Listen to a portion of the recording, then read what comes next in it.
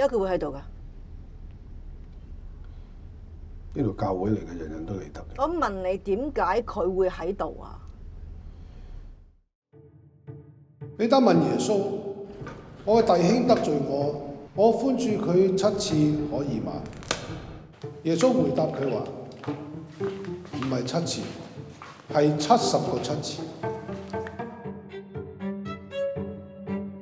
你犯咗咩事去坐監啊？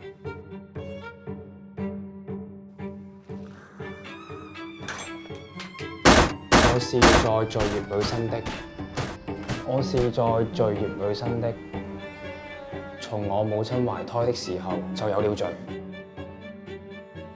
呢個可能係神嘅意思。你咪黐線㗎！佢強姦咗我哋個女啊！